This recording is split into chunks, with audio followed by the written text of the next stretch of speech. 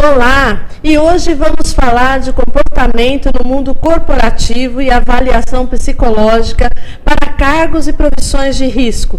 De acordo com a Aguiar Consultoria, a avaliação psicológica é um processo que se utiliza para conhecer o avaliado. Através desse método é possível mapear e identificar o perfil de um profissional. Eu convidei a Cláudia Scarpa, consultora de RH da Aguiar Consultoria Corporativa, especializada na aplicação de testes psicológicos, para nos explicar em detalhes o assunto. Cláudia, super obrigada por sua presença aqui no nosso programa. Eu que agradeço o convite. Então, através da avaliação psicológica é possível mapear os perfis profissionais. Quais os aspectos podem ser identificados? Certo, então eu queria falar um pouquinho da avaliação, né? Fazer uma introdução. Então, a avaliação psicológica, na verdade, ela é um processo científico que existem várias normas que a gente precisa seguir.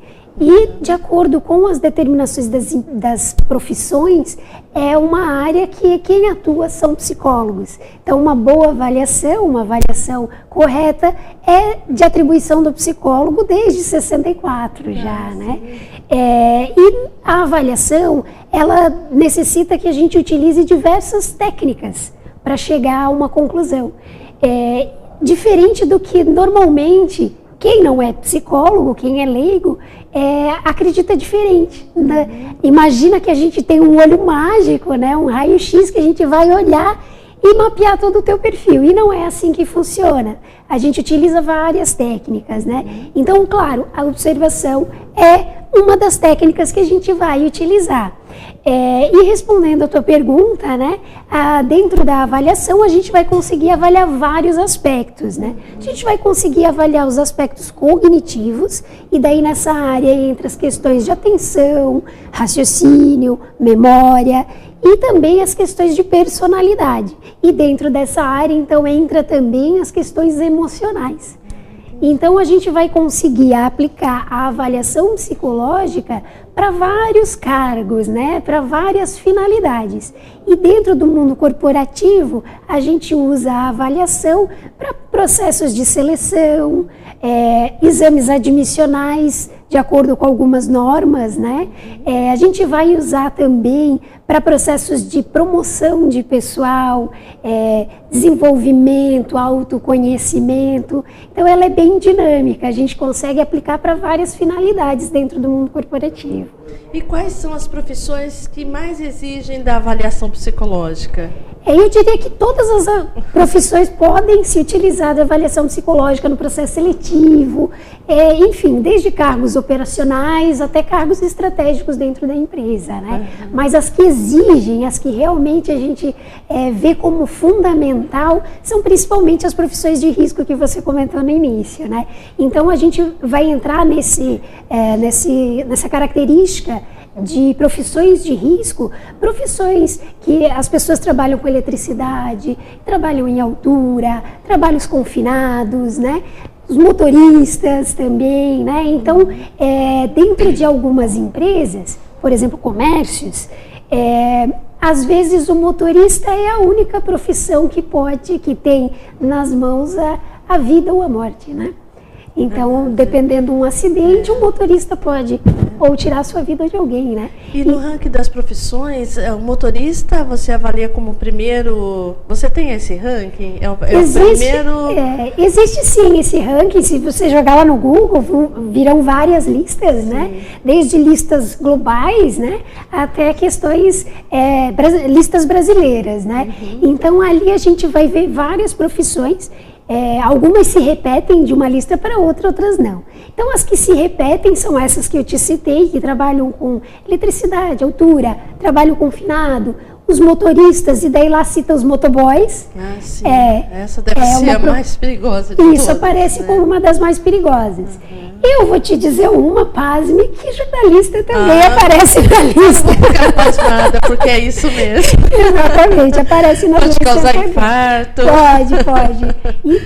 Inclusive tem listas que colocam os jornalistas em campo, né? Em situações de guerras, coberturas especiais. Os pilotos de avião também. Pilotos também, porte de arma, né? Então, e cargos que portam armas, vigilantes, né? Policiais. Portar arma é uma coisa, ele tem que ter muito controle emocional, bastante, né? Exatamente. Então, a gente consegue mapear tudo na avaliação. E ao avaliar a atenção, o raciocínio, a memória, itens, né, que você inclusive já citou, é possível estimar o aspecto cognitivo do candidato, ou seja, a capacidade de aprender e processar informações? Perfeito. A capacidade de aprendizagem é uma questão extremamente importante no mundo corporativo. Você precisa aprender novos comportamentos, você precisa aprender novas técnicas, né? Você precisa aprender coisas novas o tempo todo, praticamente, né? Então, a aprendizagem é uma questão muito importante e ela vem justamente da área cognitiva, atenção, memória e raciocínio. Então, tu vai precisar prestar atenção em algo para poder trazer o estímulo, né? A memória para guardar e evocar esse estímulo e o raciocínio, então, para tu usar, né? Poder articular todas as ideias, enfim, buscar resoluções de problemas, trabalhar com diversas informações. O teu tempo de aprendizagem, na verdade, vem muito do raciocínio também. Então, existem pessoas que aprendem mais na prática, outras que aprendem mais na teoria, né? E tudo isso a gente consegue mapear quando avalia o raciocínio, por exemplo. Né? Que interessante. Já os aspectos relacionados à personalidade, esse é um processo mais complicado e que pode implicar em prejuízos ao próprio profissional e à empresa, né? Exatamente. Por quê? Dentro da área de personalidade, a gente vai avaliar características que são mais permanentes no profissional e também dentro desse campo, desse construto que a gente chama na psicologia, entram as questões emocionais. E as questões emocionais, elas tornam, inclusive a parte cognitiva, diferente. Então, dependendo da tua condição emocional, a tua atenção pode diminuir. Dependendo da tua condição emocional, tu pode ter dificuldades no processo de aprendizagem, né? E no teu desempenho. Então, acaba realmente que vai interferir muito. E, além disso, a gente também vai entrar em questões de agressividade, impulsividade, que tem relações aí com o emocional, né? E que vão alterar o desempenho. Legal, Cláudia, nós vamos agora para um breve intervalo comercial e logo mais voltamos com mais informações sobre avaliação psicológica no trabalho. Estamos de volta com a Cláudia Scarpa. Cláudia, com base em todo esse cenário, torna-se essencial a realização de avaliação psicológica no processo seletivo. Mas e se o avaliado vai bem e é admitido na empresa, mas ao longo de sua jornada passar por algum estresse, ou como você mesmo falou agora, problemas emocionais, pessoais, e alterar o seu comportamento? O que se faz? Isso acontece, não é incomum. A avaliação, ela é a avaliação de um momento. Então, você está avaliando o candidato naquele momento, com aquelas condições de vida que ele tem. Tem uma validade, então. Tem uma validade. Então, a gente consegue predizer coisas e a gente consegue ver coisas que são mais permanentes na pessoa. Então, características que vão permanecer, porém outras, elas mudam de acordo com a situação, elas podem ter um impacto de acordo com o momento que a pessoa está vivendo. Então, como tu acabou de colocar, a gente inclusive tem orientações do conselho de determinar a validade de uma avaliação.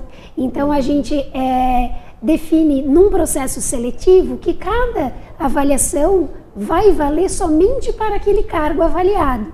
A gente não consegue pegar aquela avaliação e aplicar para outro cargo. Então, eu avaliei alguém para uma área comercial, eu não consigo usar esse resultado para avaliação, por exemplo, para uma área financeira.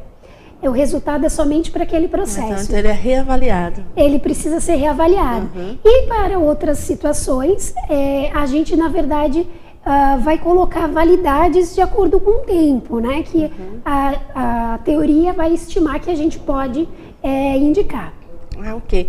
E alguns testes padronizados pelo Conselho Federal de Psicologia, né, e usados no mundo corporativo, que são conhecidos por siglas, como BFP, Bateria Fatorial de Personalidade. É fatorial, né? Isso mesmo, de fator. E o R1, que é o teste não verbal de inteligência. Quais são os mais comuns, suas siglas, e para que servem? Isso, a gente tem bastante sigla, acho que o psicólogo adora sigla. Então Como a gente químicos. tem, por exemplo, um que até a sigla sai engraçada, o QATI. Então, questionário de avaliação tipológica. A gente vai ter o AC, atenção concentrada, que é bem conhecido dos motoristas, né? Quem vai fazer lá o teste no Detran acaba fazendo o AC, o famoso teste das flechinhas que os candidatos falam, né? E tem tantos outros. A gente vai ter o EFN, escala fatorial de neuroticismo. Então, esse teste vai avaliar alguns aspectos de ajuste emocional às situações, como a pessoa ajusta emocionalmente, né? O HTP, que ele também é famoso, o H é de House, o T de Tree e o P de Person, né? Então, House Tree Person, que é o famoso teste que a pessoa tem que desenhar a casa, a árvore e a pessoa. Eles ficam né? irritados, para que eu estou desenhando isso? Normalmente os candidatos questionam qual a razão, né? E principalmente no Detran tem um teste que eles perguntam muito, que é o dos risquinhos, né? Por que desenhar aquilo? E cada teste tem um estudo e um embasamento da razão de tu executar aquele movimento. No caso da casa, árvore e pessoa, além de tu conseguir avaliar a personalidade através da grafia, que existe uma teoria que fala que a sua personalidade você transmite por todo o seu corpo através das musculaturas. E, inclusive, sai na escrita, né? no traçado. Então, ali no desenho, você vai passar as características suas através do traçado. E cada desenho vai evocar também uma área, né? Casa é mais família e assim por diante. Ai, que legal. E o palográfico, como é e para que serve? O famoso teste dos risquinhos, né? Então ele é amplamente utilizado e principalmente para motoristas ele é muito utilizado. E ele é um teste que consiste em fazer riscos verticais, né? E aproveitando esse gancho do palográfico e passando para uma questão mais lúdica desse assunto sério, alguns testes que são muito engraçados, divertidos. Quais são os testes mais curiosos aplicados hoje no mundo corporativo? Os candidatos fazem muitas piadas, né? Então, por exemplo, eu já ouvi, vamos fazer aquele teste do cavalinho, ou o teste dos risquinhos. Inclusive, eu já ouvi candidatos falando de pessoas que não passaram na avaliação do Detran, né, para tirar a habilitação, né, e chamar de gaguinho de movimento, porque não passou no teste dos risquinhos, por exemplo, né. E o mais famoso, o mais emblemático, que aparece nos filmes e em várias propagandas, é o Rorschach. Então, é um teste de manchas. Então, a gente vai ter desenhos que são manchas de tinta e a pessoa tem que olhar e dizer o que enxerga naquelas manchas. E a gente avalia a personalidade através das respostas que o candidato dá. Agora, esses testes são colocados no Facebook, na internet, você vê uma avalanche deles no mundo virtual, mas eles não têm o mesmo efeito, obviamente, né? Eu adoro essa pergunta, né? Eu faço todos eles, vou começar, né? Porém, existe uma grande diferença entre os testes que estão no Facebook, internet, né? E dos testes que são aprovados pelo Conselho. Então, desde 2003, a psicologia tornou o processo de avaliação muito mais profissional, científico e rigoroso. Então, desde 2003, todos os testes precisam ser aprovados pelo Conselho de Psicologia.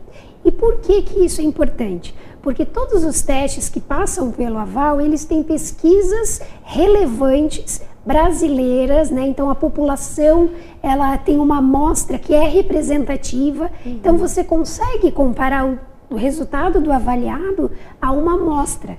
Então tu consegue dar garantias de que aquele resultado é fidedigno, que aquele resultado tem uma validade, né? Já esses testes de internet geralmente não têm base científica. Legal. Bom, a Guiar Consultoria existe há quanto tempo e quantos testes você já aplicou até hoje para quantas empresas? A Guiar ainda é um bebezinho, né? A gente tem 1 ano, a gente está no mercado então de consultoria de RH E a avaliação psicológica, a gente deve ter avaliado nesse 1 ano em torno de 200 pessoas, né? Na minha carreira, certamente já passou de 1.000, que eu trabalho há 10 anos com avaliação, né? Então já passei, iniciei numa distribuidora de testes, que eu vendia os testes, né? Então eu tinha que entender do que eu vendia. E já fui professora, né? Lecionei já em curso superior e agora ministro cursos, né? Nessa área de avaliação psicológica. Ah, legal. E você atende empresas de Blumenau ou outras praças também? Eu atendo a região de Blumenau e a região de Joinville também. Cláudia, muito obrigada por sua presença e suas valiosas informações. Eu que agradeço, Diná. Muito obrigada.